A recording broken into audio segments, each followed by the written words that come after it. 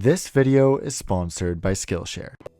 There's a famous expression that goes, "A luxury once enjoyed becomes a necessity." I would add to that quote and say that it can also become an obsession. If you've ever flown with Emirates, Qatar Airways, Etihad, Oman Air, or Turkish Airlines, odds are you feel this way. But have you ever actually wondered why they're so good?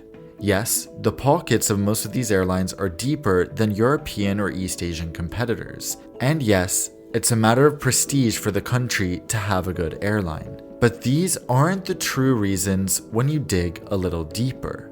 Wouldn't it technically be smartest for these countries to run the airlines like European or US carriers, many of which are extremely profitable in good times? They have all the resources to create this type of airline, yet they keep pouring money into their onboard experience to ensure they are one step ahead of the competition, whether with luxurious seating in all cabins like on Qatar Airways, showers and bars like on Emirates, or industry-leading catering like on Turkish. The truth is that these airlines have no choice but to be the best.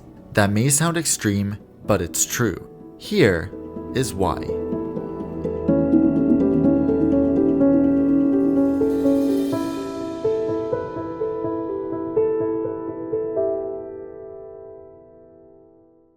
Guys, Nonstop Nation just reached 400,000 subscribers. So I'm doing something special. Do you want to join me on a flight in my favorite business class in the world, Q Suite? If I reach 500,000 subscribers during 2021, I'm gonna bring 3 of you guys on a flight with me in Q Suite, and all you have to do is subscribe. It takes 1 second, it's free, and it really helps me out. I'm so excited to do this with you guys, and now on with the video. So, what do these Middle Eastern carriers I mentioned have in common? They all have a large portion of connecting traffic. If you really stretch this example I'll be making in this video, you can see a pattern where the less visited the destination, the better the airline becomes, with a lot of caveats of course. More people visit Dubai and Istanbul than Doha or Abu Dhabi, and Emirates and Turkish have worse hard products than Qatar Airways and Etihad. So what exactly is the reason these airlines are so good? To explain it, we can break the industry into 2 types of airlines. Airlines that rely on point-to-point traffic and airlines that rely on connections. Historically, airlines had to make a lot of stops to get where they were going. Here, it's important to distinguish between the term non-stop flight and direct flight, the former being the term used when you take off at your origin and land at your destination, and the latter meaning you do not have to change planes, but you may stop in cities along the way. Due to a variety of constraints, both in aircraft range and passenger demand, airlines would often operate routes with stops along the way to pick up and drop off passengers, kind of like a glamorous hop-on, hop-off bus, except tickets would cost tens of thousands of dollars and you'd sometimes spend 24 hours on board. A fun example is the original Kangaroo route, where a Lockheed Constellation carried 29 passengers and 11 crew from Sydney to London, with stops in Darwin, Singapore, Calcutta, Karachi, Cairo, and Tripoli. That is an intense journey, and it involved 2 overnights in Singapore and Cairo. Ironically, it can still be classified as a direct flight, since the same aircraft operates the whole way. Of course, this is far from convenient or direct. Then came the aircraft that changed aviation. The large and in charge, chunky yet funky mother of all jumbo jets, the Boeing 747. The Queen of the Skies made long-haul travel possible like never before, and lowered prices drastically when compared to the 707, Boeing's first real jet aircraft. At this point, stopping all over the place to get where you needed to go wasn't really necessary anymore. So, airlines took inspiration from FedEx, the first company to fully embrace the hub and spoke model in the 1970s. Today, most airlines we know operate a hub and spoke model. They route you from your hometown to your destination through their hub. This may not seem like anything special, but it was truly revolutionary. Think about an airline wanting to serve London, Paris, Frankfurt, Rome, and Athens from New York.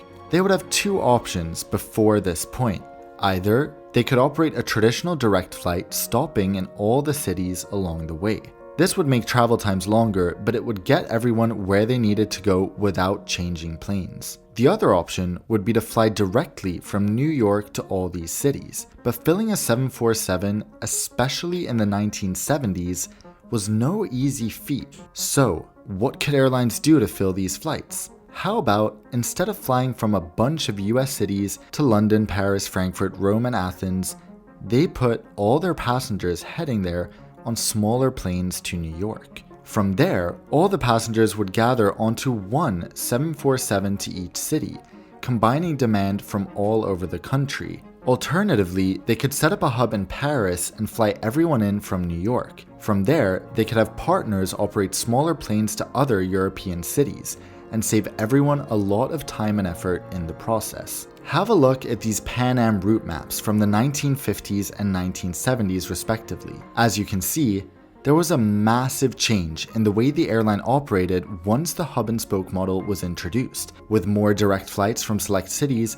but fewer flights between other cities. At the end of the day, the hub and spoke model was a win for everybody. For people living in big cities with airline hubs, they have non-stop access to far more cities than they would if their hometown wasn't a hub, because the city couldn't sustain these flights without filling 50, 70, or even 90% of the flight with connecting passengers. Just look at the difference between the airline network from Berlin compared to Frankfurt. Although Berlin is a bigger city, it is not a legacy airline hub, so it has far fewer non-stop long-haul routes. Meanwhile, many small cities could never sustain routes that were simply point-to-point. For example, a daily flight between Copenhagen and Lisbon may not be possible unless passengers could connect to destinations on either end of the flight. So, small cities benefit by having more connectivity as well, which unlocks thousands of destinations around the world with just a few connections.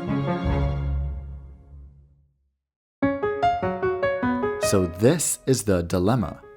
For people living in medium to large cities, they have the choice between flying non-stop or connecting elsewhere to get where they need to go. But connecting doesn't make sense unless doing so is cheaper, right? Well, there is one other reason why a passenger might choose to connect. Enter the birth of superconnectors. The airlines not only benefiting from the hub and spoke model, but created solely based on this model. Emirates, Qatar Airways, Etihad, Turkish Airlines, and several others are based in one of, if not the best, geographic locations for an airline hub in the world. Within 6 hours from their hubs, you can reach most of East, South, and Central Asia, much of Africa, and all of Europe. In that flight time, you can reach around 6 billion people, most of the world's population, in half the time it took Mr. Beast to say PewDiePie 100,000 times. Now,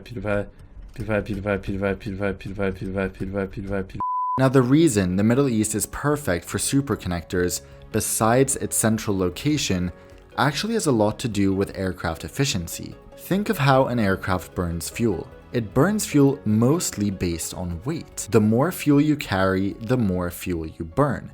And the more fuel you burn, the more you need to carry. Now, this doesn't apply to extremely short flights where takeoff and climb represent a significant portion of the flight time, since this is the most fuel-intensive part of a flight. The sweet spot for most aircraft lies between 2,000 and 3,000 miles. Here's the fuel burn chart for the Boeing 777-200, which shows the lowest fuel burn per minute of flying is achieved approximately between 2,200 and 2,700 nautical miles. Here are the destinations you can reach within 3,000 miles of Dubai. That is a pretty darn efficient hub location from an aircraft perspective and from a population perspective. When starting this type of airline that relies almost solely on connections, there are two approaches the airline could take. Either they launch flights to big cities on either side of their hub and try to steal passengers from major airlines serving those routes non-stop. Or they can fly to secondary cities on either end and become the only one-stop option for traveling between those places. Here's an example. If they choose to connect big cities, they could launch flights to London, Paris, Frankfurt, Cairo, and Accra, connecting them to Bangkok, Singapore, Hong Kong, and Delhi. The truth is that most of these cities already have non-stop connections from airlines based on either side, so the Middle Eastern connector isn't really adding any value here. So an example of the other option would be to connect major European cities with secondary cities like Chiang Mai in Thailand or Penang in Malaysia. This would compete against the alternative of flying from a European city to Bangkok and connecting there to Chiang Mai or Penang. So it still isn't entirely unique. The one situation where they can create a truly unique market proposition is operating from cities like Berlin, Edinburgh, Kigali, or Kiev to these cities like Chiang Mai or Penang, because this opens doors for hundreds of combinations for one-stop connections between secondary cities. And as you can probably guess, it works better the more secondary cities are added to the network. The problem is that these cities usually aren't where the money is, and hence, every Middle Eastern national carrier has chosen to focus on large cities. Now, no one in their right mind, well, besides myself and every AvGeek I know, would choose to fly a longer or more inconvenient route if there was no distinguishing factor between the nonstop and the connecting option. So how can airlines compete? Well, the typical way is through price. This is what we see with all European carriers and explains why it's cheaper to fly Lufthansa from Paris to Bangkok via Frankfurt than to fly non-stop from Frankfurt to Bangkok. Airlines charge a premium for non-stop flights, and connecting flights are sold at a discount. So, the Middle Eastern carriers simply need to charge lower prices than the non-stop options. But wait a minute, there's something missing from this equation. Who chooses a more inconvenient but cheaper option? Well, more cost-sensitive passengers. Those who can afford the convenience of flying non-stop will most certainly still choose it. Should Middle Eastern carriers just appeal to low-yield passengers? This is what airlines like Pegasus, Air Arabia, and several others have chosen to do. But this also limits their possibilities in terms of network and, of course, prestige. None of these true low-cost Middle Eastern carriers are state-owned. If you want a quality national airline, you have to take the other route. And this brings us to the most simple answer I can give you to why Middle Eastern airlines have no choice but to be the best. There really is only one way to compete for premium customers who could normally afford to fly non-stop, and that is by offering a vastly better onboard experience than the non-stop option would provide. Let me repeat that. The only way Middle Eastern carriers can compete given the inconvenience of flying with them is by offering a better experience. Not only that, but the superior experience still needs to be cheaper,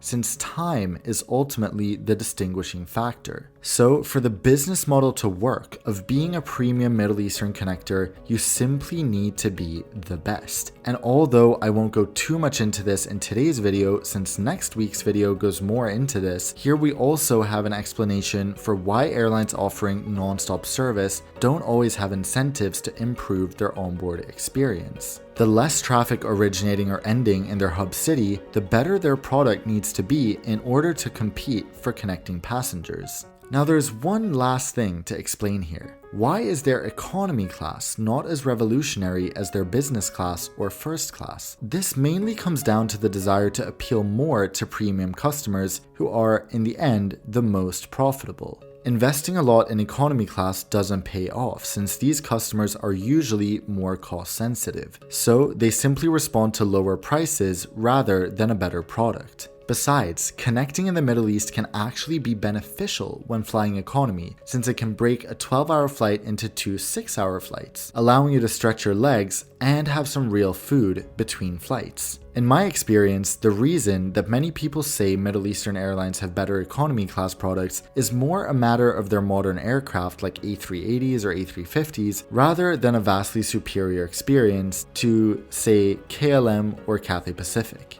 So, in conclusion, Middle Eastern airlines are forced to be better than airlines offering non-stop service in order to compete for premium passengers. Price is usually not the biggest factor for these travelers, and for those who value comfort over convenience, the Middle Eastern airlines offer the best experience in the sky. Ultimately, this experience is made possible by the deep pockets and desire for prestige of their hub countries, so it's not like any country could just start an airline like this. But when it comes down to it, the Middle Eastern connectors have just the right combination to compete effectively. And as they say, a luxury once enjoyed becomes a necessity. Once you've tried them, you are hooked. As spring finally rolls around in the northern hemisphere, it's the perfect time to nail those photography skills on your iPhone so you can take the best possible photos this summer. There's a really easy way to learn everything you need to know in only 50 minutes, and that's with Skillshare's class iPhone Photography: How to Take Pro Photos on Your iPhone by Dale McManus. You can watch this class or thousands of others on hundreds of topics for free with your trial of Skillshare Premium, and then pay less than $10 per month annually for premium membership if you're one of the first 1,000 people to hit that link at the top of the description. Come join my favorite online learning community now and share knowledge and experience with millions of other passionate learners.